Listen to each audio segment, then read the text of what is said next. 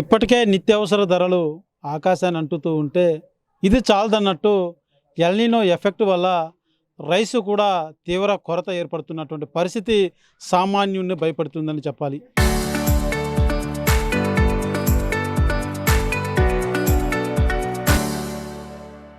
ఇప్పటికే రేషన్ ఈ యొక్క బియ్యం బస్తాలు ఒక మూట మీద 200 నుంచి 250 కూడా గడిచిన నెల 2 నెలల వ్యవధిలోనే కూడా అమాంతం పెరిగినటువంటి పరిస్థితి. ఈ నేపథ్యంలోనే సామాన్యుడు అన్నం తినాలంటే కూడా ఒకంత భయపడాల్సిన పరిస్థితులు కూడా ఏర్పడుతున్నాయని చెప్పాలి. ఎందుకంటే ఇప్పటికే మనం చూస్తున్న ఎల్నినో ఎఫెక్ట్ వల్ల కూడా తీవ్ర వర్షాభావం లేకపోవడంతో కూడా వరి పండించేటి వారి సంఖ్య కూడా గణనీయంగా తగ్గిపోయింది. ఈ నేపథ్యంలోనే రైసుకు తీవ్ర కొరత కూడా ఏర్పడుతుందని చెప్పాలి. అందుకు ఉదాహరణే ఎప్పుడూ అవలంబించినటువంటి విధానం ఏదైతే రైస్ని సబ్సిడీ ధరల్లో రైతు మార్కెట్లలో ప్రజలకు అందించేటువంటి పరిస్థితి రాష్ట్ర ప్రభుత్వానికి వచ్చిందంటే మనం ఒక్కసారి అధ్యయనం చేసుకోవచ్చు.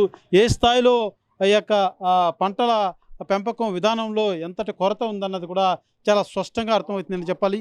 ఇవాటి నుంచి రాష్ట్ర ప్రభుత్వం సబ్సిడీ ధర కింద ఏదైతే సన్న బియ్యంను కేజీ పైన 10 రూపాయలు తగ్గించి సబ్సిడీ రేట్లతోటి రైతు మార్కెట్లలో ప్రజలకు వినియోగంలోకి తీసుకొని వచ్చినటువంటి పరిస్థితి. అయితే ఈ అంశం అన్నది కూడా సబ్సిడీకి ఇస్తున్నారు అన్న దానికంటే కూడా ఇలాంటి పరిస్థితి వచ్చింది అంటే ఏ స్థాయిలో కొరత ఉంది, రాబో రోజుల్లో సామాన్యుడుగా ప్రతి ఒక్కడూ కూడా తినాలంటే ఎలా ఉండబోతున్నటువంటి భయం కూడా నెలకొన్నటువంటి పరిస్థితి ఉంది.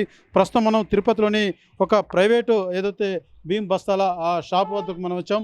ఒక్కసారి ఈ షాపు వద్ద ఇక్కడ అంటించున్నటువంటి ఈ యొక్క పాంప్లెట్స్ చూస్తేనే కొంత ఆసక్తికి మనం గురవుతాం. అదే రకంగా రాబో రోజులు ఇలాంటి పరిస్థితులు ఉంటాయా అన్న భయం కూడా కలుగుతుందని చెప్పాలి. ప్రధానంగా ఇక్కడ చూడొచ్చు, ఈ షాపు ఎదుట ఇక్కడ షాప్ నిర్వాహకులు అంటించినటువంటి పాంప్లెట్స్ చూస్తే బియ్యం ధరలు అమాంతం పెరిగాయంటూ కూడా ముద్రించినటువంటి పరిస్థితి ఉంది.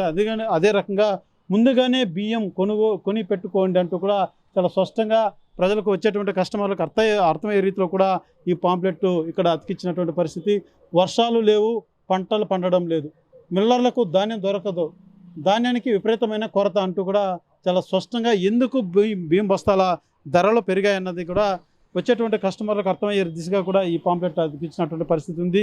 అదే రకంగా తన వ్యాపార పరంగా కూడా ఏదైతే వినియోగదారులు మా బంగారు బాతులు, మాకు బంగారు గుడ్లు మాత్రమే కావాలి, మేము బాతులను తినము అంటే ఉదాహరణకు ఏదైతే కోడిని మాత్రం తినము, కోడి గుడ్లు మాత్రం తింటాము అనేసి కూడా దాని అర్థం. ఎందుకంటే వచ్చేటువంటి కస్టమర్లు అధికమైనటువంటి ధరల్లో భయపడేటువంటి పరిస్థితి ఉంటుంది. అలాంటి కస్టమర్లు భయపడకుండా మా ఆదాయంలో కొంత తగ్గించి వచ్చేటువంటి ప్రతి వినియోగదారుడు కూడా సంతోషంగా ఉండేందుకు కూడా మా వంతు మేము ప్రయత్నిస్తున్నాం అన్నది కూడా ప్రధానంగా షాపు నిర్వాహకులు తెలియజేస్తున్నటువంటి పరిస్థితి ఉంది. ప్రస్తుతం మనతో పాటు షాపు నిర్వాహకులు ఉన్నారు. ఒకసారి ఆయనతో మాట్లాడేటువంటి ప్రయత్నం చేద్దాం.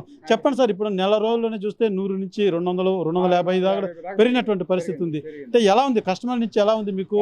గతంలో ఎప్పుడు లేనంత బ్యాగ్ కొనే వాళ్ళు 10 కేజీలే తీసుకొని పోతున్నారు డబ్బులు లేక. అది ఈ పెరుగుదల వల్ల గతంలోకి ఇప్పటికీ వినియోగదారులు ఎలా వస్తున్నారు, ఎలా ఉంది?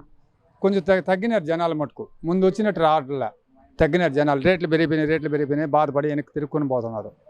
కొంతమంది వచ్చి 10 బస్తా కొనేవాడు 10 కేజీలు తీసుకొని పోతున్నారు. అది పరిస్థితి. దీంట్లో 2-3 రకాలు కూడా ఉన్నాయి.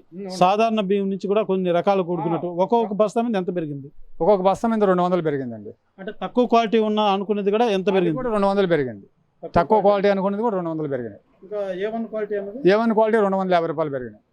250 రూపాయలు పెరిగినాయి. అంటే మీకు ఎలా వస్తుందండి ఇప్పుడు సప్లై? గతంలో వచ్చే విధంగా బాగానే వస్తుందా లేకపోతే కొంత డిమాండ్ ఏర్పడింది? మేము మిల్లర్లో మేము 200 అడిగితే 100 పంపిస్తున్నారు. 300 అడిగితే 150 బ్యాగులు పంపిస్తారు. అట్లా పంపిస్తున్నారు. మా దగ్గర స్టాక్ లేవంటున్నారు వాళ్ళు. అంటే మీ నుంచి కొంత ప్రజలకు కూడా స్పష్టంగా అర్థం అవ్వాల్సింది ఒక మాట ఏదైతే మీకు వాస్తవం ఏంటి, మిల్లర్ల దగ్గర ఏం జరుగుతుంది, మీకు వినియోగం కస్టమర్లకు అందించేందుకు మీకు ఎలా సప్లై జరుగుతుంది, ఈ అంశాలన్నీ కూడా మీరు చెప్తే కొంత స్పష్టంగా ప్రజలకు అర్థమవుతుంది. ఈ విధానం చూస్తుంటే రాబో రోజులు ఎలా ఉండబోతుంటారు? ఇంకా భయంకరంగా పెరిగే రేట్లని మాకు అర్థం అవుతా ఉంది. ఇంకా పెరుగుతాయని తెలుసుకోబడుతూ ఉంది. రేట్లు పెరిగినా తింటారు, కనీసం బస్తాలు వచ్చే పరిస్థితి ఉంటుంది. బస్తాలు ఇదే విధంగా వాళ్ళు ఇప్పుడు మేము 300 అడితే వాళ్ళు 150 ఇస్తామంటే వస్తాయి రావని మనకు కూడా భయంగానే ఉంది. అంటే ప్రధానంగా ఏమి అంటే రైతులు పండించక, పంటలు సరిగ్గా పండక, ఎండలు ఎక్కువ అయిపోయినాయి, వర్షాలు పడలేదు, బోర్లు ఉండే వాళ్ళే పండించాలా, అందువల్ల పంటలు రాలేదు. పూర్తిగా కూడా పంటలు పండించేటువంటి వారు సంఖ్య కూడా గణనీయంగా తగ్గిపోవడంతో కూడా ఈ సమస్య ఏర్పడిందని చెప్పాలి. మనం చూడొచ్చు అనేక రకాలైనటువంటి బియ్యం రకాలు కూడా ఉన్నాయి. ఏదైతే A1 క్వాలిటీ కావచ్చు, A2 కావచ్చు, నార్మల్ రైస్ కావచ్చు, బాయిల్డ్ అని, నార్మల్ అని, ఇలా అనేక రకాలైనటువంటి మూట్లు ఉన్నాయి. ప్రతిదీ కూడా ఏదైతే తక్కువ ధర అనుకునేది కూడా తక్కువలో తక్కువ 200 మించి 200 రూపాయలు కూడా పెరిగినటువంటి పరిస్థితి ఉంది. ఎందుకంటే సాధారణంగా కూడా కొంతమంది ప్రతి ఒక్కరు కూడా రేషన్ బియ్యమే కాదు, నార్మల్ బియ్యం కాకుండా సోనా మసూరా బియ్యం మీద కూడా ఎక్కువ ఆధారపడినటువంటి పరిస్థితి. ఎందుకంటే సహజంగా మానవులు ప్రతి ఒక్కరు కూడా తమ లైఫ్ స్టైల్ మార్చుకున్నటువంటి నేపథ్యం ఉంది. అదే రకంగా పిల్లలకు క్యారీలు చేయాలన్నా, తినేటువంటి అన్నంలో మెతుకు అతికితే కూడా, గంజి కట్టితే కూడా తినేటువంటి పరిస్థితి లేదు ఇప్పుడున్నటువంటి లైఫ్ స్టైల్ విధానంలో. సో ఇవంతా కూడా కారణంతో ఈ యొక్క సోనా మసూరా బియ్యం బస్తాలకు భారీగా గిరాకులు పెరిగినటువంటి పరిస్థితి ఉంది. అలాంటిది ఇవాళ ఈ కొరత అనేది మాత్రం కొంత భయాన్ని కలిగిస్తున్నటువంటి పరిస్థితి ఉంది. రాబో రోజుల్లో ఈ కొరత తీవ్ర స్థాయిలో ఏర్పడితే మాత్రం తీవ్ర గడ్డు కాలాన్ని మాత్రం ప్రజలు ఎదుర్కోవాల్సిన పరిస్థితి కూడా ఏర్పడుతున్నది అన్న భావన మాత్రం వ్యక్తమవుతున్నటువంటి పరిస్థితి. కెమెరా పర్సన్ కోటితో సురేష్, RTV, తిరుపతి.